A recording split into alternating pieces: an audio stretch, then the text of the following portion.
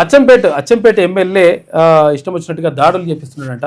ఎందుకంటే అభివృద్ధి జరుగుతలేదు, తర్వాత ఏం చేద్దాం ఏం కథ అని చెప్పేసి అంటుంటే ఆయన డాక్టర్ ఏం పేరు వంశీకృష్ణ ఒక దళిత బిడ్డ, తర్వాత మనవాడు అట్లని చెప్పేసి ఆయనను గెలిపిస్తే ఇప్పుడు ఆగం చేస్తున్నాడు అని చెప్పేసి ఒక నిమిషం అయితే చేస్తున్నాడంట. ప్రత్యేకంగా ఎందుకు అట్లా అభివృద్ధికి సంబంధించి నిధులు కేటాయించడం అంటే ఆయన పైన దాడి చేసిండని చెప్పేసి ఒక యాదవ్ బిడ్డ వచ్చిండు. చెప్పండి ఏం జరిగింది. నమస్కారం అండి, నా పేరు నరేష్ యాదవ్. అచ్చంపేట నియోజకవర్గం, అచ్చంపేట మండలం బొమ్మన్పల్లి గ్రామానికి సంబంధించి కాంగ్రెస్ పార్టీలో గత 24 సంవత్సరాలుగా 24 సంవత్సరాలుగా పనిచేస్తున్నా. పార్టీలో జరుగుతున్నటువంటి అసమ్మతి పైన నేను గాంధీ భవన్ వేదికగా అక్కడ మాట్లాడడం జరిగింది. దాంట్లో ఎమ్మెల్యే గారు చేస్తున్నటువంటి అంటే కొత్త పార్టీ నుంచి వచ్చినట్టు ఒక అవకాశాలు ఇస్తారు, ఇసుక మాఫియా నడుపుతుండ్రు, భూ మాఫియా నడుపుతుండ్రు, ఇవన్నీ మాఫియాలని నడుపుతుందని చెప్పడంతో అదే రోజు 8వ తారీఖు రోజు నా పైన పోలీస్ అచ్చంపేట మరి అన్ని నడుపుతున్నాడు. మేము సాధారణ ప్రజలం ఒక ట్రాక్టర్ తీసుకొని ఇసుక కొట్టుకుంటామంటే మమ్మల్ని మీద కేసు చేస్తున్నాడు. ఆయనకు సంబంధించినటువంటి కొంతమంది వ్యక్తులు ట్రాక్టర్ టిప్పర్లతో కొడుతారు. ఒక్కొక్కరు 4 టిప్పర్లు 5 టిప్పర్లు పెట్టుకుని ఇసుకలు కొట్టుకుంటారు. మేము కూడా కాంగ్రెస్ పార్టీకి ఓట్లు వేసినాం కదా, మేము కూడా బతకాలి కదా అని చెప్తే మా బండ్లు ఏమో కేసులు చేపిస్తుండు, వాళ్ళ బండ్లు టిప్పర్లతో వ్యాపారం చేస్తున్నాడు. ఎందుకు అంటే మేము ట్రాక్టర్లో ఆయనకు డబ్బులు ఏం కదా, టిప్పర్లో అయితే వాళ్ళకు డబ్బులు ఇస్తున్నారు. ఈ రకంగా డబ్బులకు ఎవరైతే డబ్బులు ఇస్తారో వారికి పదవులు ఇస్తున్నాడు. నామినేటెడ్ పదవులు కూడా ఆ రకంగానే అమ్ముకున్నాడు. ఇవన్నీ ప్రశ్నించినందుకు మీరు నేను గాంధీ భవన్ వేదికగానే చెప్పిన. మా పార్టీ రాష్ట్ర కార్యాలయంలోని ఆ రోజు దాదాపు 3-4 కాన్స్టిట్యున్సీల అసమ్మతి నేతలు వచ్చారు.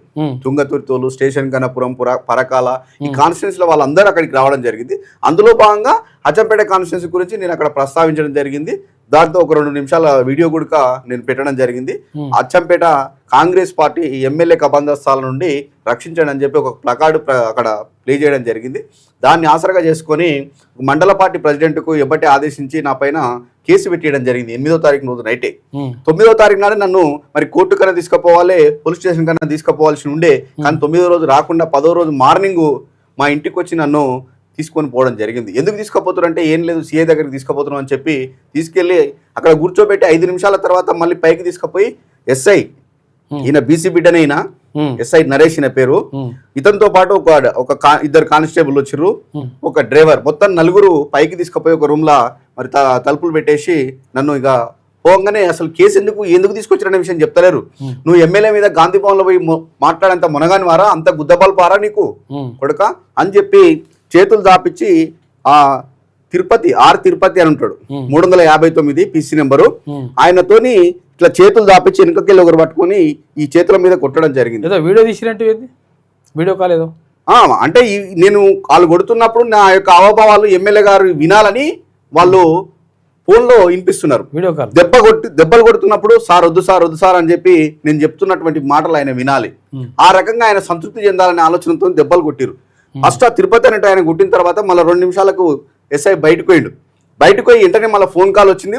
అది ఆ తిరుపతి దగ్గర ఉన్నటువంటి అది యొక్క ఆ స్టిక్ తీసుకొని బట్ట ఇట్లా ఉంటుంది, అది మళ్ళీ తోలుకొని ఉండేది పట్ట, ఆ పట్ట తీసుకొని మళ్ళీ సిఐ కొడుకా నువ్వు మారవా, ఏం మారాలి, నువ్వు మారవా, ఇట్లా ఎమ్మెల్యే మీద ఇట్లాంటివి చేయకూడదు, అడగొద్దు, ఇసుక కొట్టుకుంటాడు, భూమాఫియా చేస్తాడు, అన్ని మాఫియాలు చేసుకుంటాడు, నీకేమవసరం రా, నీకేమొచ్చిందిరా కొడుక, నీ గుద్దప్ప నేను అచ్చంపేటలో ఉన్నంత వరకు, ఎస్ఐగా ఉన్నంత వరకు నువ్వు ఎమ్మెల్యే మీద చేయకూడదు అని చెప్పి విపరీతంగా కొట్టారు.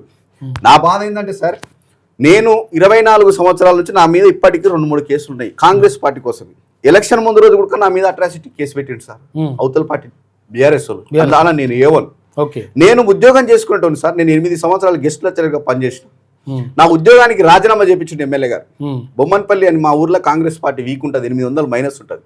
నువ్వు ఖచ్చితంగా పార్టీలో ప్రెసిడెంట్ తీసుకొని ఊర్లోనే పనిచేయాలని చెప్పి నా ఉద్యోగానికి రాజీనామా చేయించిన తర్వాత నాకేం చెప్పిండు, ఏం మాట ఇచ్చిందంటే నువ్వు ఉద్యోగాలు ఇచ్చే స్థాయిలో ఉంటావు, నువ్వు ఈరోజు ఉద్యోగానికి రాజీనామా చేసిరా, రేపు 6 నెలల నేను గెలవంగానే నువ్వు 10 మందికి ఉద్యోగాలు ఇచ్చే స్థాయిలో నిన్ను ఉంచుతా అని చెప్పి నా పని రోజు దాడులు చేపిస్తున్నాడు. విపరీతంగా కొట్టడం. ఇట్లా నేను చేతులు మొక్కినా కూడా చేతుల మీద కొట్టారు సార్. విపరీతమైనటువంటి భయాందోళనకు గురి చేస్తుంది సార్ ఎమ్మెల్యే. నరేష్ యాదవ్ అనే వ్యక్తి ఒక పెద్ద లీడర్ అచ్చంపేట ఒక పెద్ద లీడర్. ఈ లీడర్ ఈయన గెస్ట్ ఫ్యాకల్టీ ఉన్నప్పుడు వంశకృష్ణ సార్ అప్పుడు గెలవలే, బీఆర్ఎస్ గవర్నమెంట్ ఫామ్ ఉండే, అప్పుడు గువ్వల బాలరాజు ఉండే. గువ్వల బాలరాజు సార్ ఉన్న వ్యతిరేకతతో వీళ్ళతో పాటుగా మన పార్టీ ఉడక మల్లన్న గారు ఉడక వచ్చి ప్రచారం చేసినారు. మేమైతే ఇంటింటికి పోయి కాలు మొక్కి అయితే వంశకృష్ణ సార్ చేస్తే అది రాజకీయం లేదు, కేవలం డాక్టర్ వంశకృష్ణకు ప్రచారానికి వచ్చిన వంశకృష్ణ సార్ కేవలం ఇప్పుడు ఎమ్మెల్యే మాత్రమే. ఆయన చేతిలో ఏం లేదు. నువ్వు ఎక్కడ పోతే అక్కడ అచ్చంపేటలో పోతే గోపాల్ రెడ్డి, మన ఉమామహేశ్వరం పోతే మాధవ్ రెడ్డి, ఇక్కడ సిద్ధాపూర్ వీళ్ళ ఊరు పక్కన బొమ్మన్పల్లి పక్కనే సిద్ధాపూర్ ఉంటుంది. ఆయన బిక్కుమల రాజేష్ అంటే కోమటాయన ఉంటాడు. ఈ కోమటాయన విని ఇంతకుముందు మనం 27 సర్వెంట్ మరి మొత్తం ఆక్యుపై చేసిండు. దాని మీద నేను వార్తలు రాస్తే నా మీద కేసు చేయించిండు. మళ్ళీ ఆయన జస్ట్ ఏం లేదు, నా బిక్కుమల రాజేష్ ఎమ్మెల్యే గారు ఫోన్ చేసి వాళ్ళు చంపేయమంటే కూడా చంపేస్తాడు. అట్లా తయారయ్యండి ఇప్పుడు ఎమ్మెల్యే సార్. చాలా అద్భుతంగా ఉండే మనం పనిచేసినప్పుడు మనం గెలిపించాడు. కానీ ఇప్పుడు ఆయనకు ఈ బిక్కుమల రాజేష్ కు ₹1 కోటి సీసీ రోడ్లు వితౌట్ టెండర్ లేకుండానే ఆయనకు వర్కులు ఇస్తాడు. ఆయన ఇప్పుడు టిప్పర్లు ఉన్నాయి, ఆ టిప్పర్లతో ఇసుక మాఫియా నడుస్తుంది. అందులో ఈయనకు వాటా ఉందా లేదా మరి ఆయన తెలుసుకోవాలి, పబ్లిక్ బహిర్గతంగా చెప్పాలి.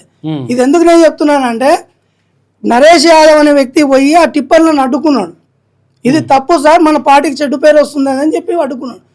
అంటే నేను ఒకటి అడుగుతాను, నేను వంశకృష్ణ సార్ని, సార్ నువ్వు చేసే అక్రమాలు ఏమున్నా నీ పేర్లు చెప్పి బడాబాబులు అగ్రవర్గాలు ఏమైనా చేసినా అడ్డుకుంటే బీసీ బిడ్డలు నువ్వు ఏదైనా చేస్తావా సార్? నీకు శాత కదా రెడ్డిల మీద పని చేయడానికి, నీకు శాత కదా, నీకు రెడ్డిల మీద పని చేయి సార్. రెడ్డి అహంకారాన్ని తగ్గించు, అప్పుడు మేము ఒప్పుకుంటాం. ఇంకో చిన్న ఎగ్జాంపుల్ చెప్తాను మీకు, అక్కడ ఏం జరుగుతుందని. ఉమామహేశ్వర క్షేత్రం అనేది శ్రీశైలానికి ఉత్తర ద్వారం. అంత పుణ్యక్షేత్రంలో ఇంతకుముందు కోమటాయన ఉండే సుధాకర్ అని చైర్మన్, అప్పుడున్న అద్భుతంగా అభివృద్ధి జరిగింది. ఇప్పుడేం జరుగుతుందా, కిందకి చెక్ పోస్ట్ పెట్టిండు. అప్పుడు మనం 2021లో నేనే అక్కడ ఫైట్ చేసి ఫారెస్ట్ వాళ్ళతో చెక్ పోస్ట్ పెట్టించి ఆ చెక్ పోస్ట్లో నేనే వర్క్ చేసిన. అక్కడ జరుగుతున్న అసాంఘిక కార్యక్రమాలు ఏమంటే గంజాయి స్మగ్లింగ్, పిల్లలని తీసుకెళ్ళి పాడి చేయడం అడవిలో, ఇవన్నీ జరుగుతుంటే అప్పుడు ఉన్న డిఎఫ్ఓ గారు మనం ప్రణాళిక చేసి పెట్టించినాం, అక్కడ కంట్రోల్ చేసినాం. ఈ కంట్రోల్ చేసిన క్రమంలో ఏం చేసినాం, అప్పుడు కొద్దిగా మనం ఆలయ అభివృద్ధి కొరకై మనకు కొన్ని ప్రణాళికలు చెప్పించుంటుంది. కిందనే చెక్ పోస్ట్ పెట్టాలి, వెహికల్ పైకి పోతే ఇబ్బంది అవుతుందని. ఈ కింద వెహికల్ పెట్టే ఆయన కాన్సెప్ట్లో ఏం చేసిండు, ఇప్పుడు MLA sir and Madhav Reddy గతంలో చైర్మన్ చేసిండు ఒకసారి, చేసి బస్సులు పెట్టిన కింద నుంచి కొండవీనికి. ఆ బస్సులు ఎవరి పేరు మీద ఉన్నాయంటే మన మాదిగ బిడ్డల పేరు మీద ఉన్నాయి, బినామీ పేర్ల మీద ఉన్నాయి. దానికి మళ్ళీ వీళ్ళు ట్రస్ట్ ద్వారా పేమెంట్ ఇచ్చినామని చెప్తున్నారు. అగైన్ మరి వాళ్ళ పేరు మీద ట్రస్ట్ ద్వారా అంటే దేవాలయం పేరు దేవాలయం పేరు మీద రిజిస్టర్ అయిన ఉండాలి. నేను ఇది తెలుసుకోవడానికి ఆర్టీ యాక్ట్ ఇస్తే ఐఓ శ్రీనివాసులు సార్ మొత్తానికి అమ్మడపోయాడు. ఇప్పటి వరకు 6 నెలలు అవుతుంది. ఆర్టీ యాక్ట్ కింద పెడితే అప్పీల్ చేసినాం, ఇన్ఫర్మేషన్ ఇయ్యాడు. మేము పోతే ఏం చెప్తాడు అంటే మీరు పైకి రాకూడదు, మీ వెహికల్స్ పైకి రాకూడదు అంటాడు. అయ్యా వెహికల్ అనేది అందరికి సమానం, చట్టప్రకారంగా మీరు మా వెహికల్ మీ వెహికల్ అనే తేడా ఏమవుతుంది. ఎవరి వెహికల్ పోయినా కొండమైన పార్కింగ్ ఇబ్బంది అవుతుందని మేమే చెప్పినాం. చెప్తే ఇప్పుడు మాధవ్ రెడ్డి అంటాడు మీరు బండి పైన పెట్టకూడదు, నా బండి ఎమ్మెల్యే సార్ బండి పెట్టాలంటాడు. సరే మీ ఇద్దరు బండి పెట్టవచ్చు, మరి ఇదేం కథ అనేది, ఈ దోపిడీ ఏంది? ఈ దోపిడిని అరికట్టడానికి మేము అప్లికేషన్ పెట్టినందుకు మా బండ్లు మీ పైకి పోగుదని చెప్పడానికి మాధవ్ రెడ్డికి ఏం సంబంధం? ఈ విధంగా ఇదొక్కటే కాదు, కింద గోపాల్ రెడ్డి ఉంటాడు అచ్చంపేటలో. ఇక ల్యాండ్ సెటిల్మెంట్ మొత్తం ల్యాండ్ మాఫియా ఇసుక మాఫియా అయిపోయింది అక్కడ. అక్కడ మాకు ఒక డిండి రివర్ ఉంటుంది అని, అక్కడ ఆ డిండి రివర్ నుంచి ఇసుక విపరీతంగా వస్తుంది. ఇసుక క్వారీస్ ఉంటాయి, పేరుక క్వారీస్. ఆన్లైన్ ఇసుక బుక్ చేయాలి సామాన్యుడు అంటే అది క్లోజ్ అయిపోతుంది, ఆన్లైన్ క్లోజ్ ఉంటుంది. మరి వీళ్ళకి ఎట్లా ఓపెన్ అవుతాయి అంటే మన రవికుమార్ అని సెక్షన్ సి సెక్షన్ లో కలెక్టరేట్ లో ఆయన కంట్రోల్ ఉంటుంది. డైరెక్ట్ ఆయనకు ఫోన్ చేయడము, వీళ్ళకి అవసరం బుకింగ్ చేయాలంటే 100 టిప్పర్లు బుకింగ్ ఒకటేసారి, మళ్ళీ క్లోజ్. అలా ఈ విధంగా ఆడ రాజకీయం అనేది విపరీతంగా నాది అసలు. ఇప్పుడు మరి వంశకృష్ణ సార్ ఈ కార్యకర్తలు నరేష్ అనే వ్యక్తి ప్లాట్లు అమ్ముకొని పెట్టిండు కాంగ్రెస్ గవర్నమెంట్ కు. ఒక యాదవ్ బిడ్డ నేను ఒకటే ముఖంగా ఈ సమాముఖంగా చెప్తున్నది ఏంటంటే పోలీస్ యంత్రాంగం ఎట్లా పనిచేస్తుందంటే కాంగ్రెస్ కార్యకర్త లాగా పనిచేస్తున్నారు. అయ్యా ఒకవేళ ఇది ఎందుకు చెప్తున్నా అంటే రాత్రి పిటిషన్ ఇచ్చినా కన్నా ఎక్కడైనా సహజంగా ఏముంటది, ఓ అన్యాయం జరిగిన దాని మీద ఒక పిటిషన్ ఇస్తాడు, ఎఫ్ఐఆర్ అవుతుంది, స్టేషన్ బేలా లేకపోతే కోర్టుకు సరెండర్ చేయడం అవుతుంది. కానీ మొన్న జరిగిన సంఘటన ఏంటంటే ఉదయం 6 గంటలకు లిఫ్ట్ అయినాక సాయంత్రం 6 గంటలలో 41 CRP ఇవన్నీ అయిపోయినాక పిటిషన్ ఎవరైతే ఇచ్చిండో కాంగ్రెస్ మండల అధ్యక్షుడు రాములు, ఆయన వచ్చిన దగ్గర ఈడవాలంటే ఈయన ఇది ఎక్కడ అన్యాయం అన్న? ఏదన్నా చట్టంలో ఉందా? ఆయన వచ్చినాక ఎక్కువ మాట్లాడుతున్నాం అంజనేయులు నన్నే బెదరగొడుతున్నాం మళ్ళీ. అదొకటి. మళ్ళీ నేను వీళ్ళని తీసుకొని బయటకు వచ్చినాక ఆ కొమ్మురాములు అంటే మీరెవరు రావడానికి, మీకేం సంబంధం అంటాడు. ఎవరు వస్తారట మరి? ఆయన నేను ఒకటి అడుగుతున్నా, ఇది కాంగ్రెస్ ప్రభుత్వంలో పోలీస్ స్టేషన్ల పేర్లు ఏమన్నా మార్చిండ్రా? తెలంగాణ కాంగ్రెస్ పార్టీ కార్యాలయం అని పోలీస్ స్టేషన్లకి ఏమైనా పేర్లు మార్చుకోండి, మేమేం రాము. ప్రజాస్వామ్యం, పౌరుడు, మాకు కావాల్సిన బీసీ పీఠ. ముఖ్యంగా నేనేం చెప్తున్నా అంటే బీసీ చేసి రాష్ట్రంలో మల్లన్న గారు పిలిపించిన ఎమ్మడే అచ్చంపేటలో ఫస్ట్ టైం అన్న మొట్టమొదటిసారి బీసీ చేసి అన్ని పొలిటికల్ పార్టీస్తో ఆ రోజు మరి వంశకుశ సార్ వచ్చి ధర్నాలో కూర్చొని పాల్గొని మనకు సపోర్ట్ చేసిండు. ఆ రోజు ఆయన మా సారు మా దళిత పీఠ మా బీసీ పీఠను హక్కునే నేర్చుకున్నాం. ఈ విధంగా బీసీలను ఏకం చేస్తానా అక్కడ బీసీ చేసి చాలా స్ట్రాంగ్ ఉంది, ఎవరిని వదిలిపెట్టాం. అది ఏ క్యాడర్ అయినా సరే ఎవరైనా సరే. తెలంగాణ రాజ్యాధికార పార్టీ నిత్యం అనునిత్యం సమస్యల మీద పోరాటం అనేది చేస్తూ ఉంది. ఇట్లా బీసీలకు అన్యాయం జరిగితే మాత్రం మరీ ఊరుకోం. ఓకే అన్న, థ్యాంక్ యూ.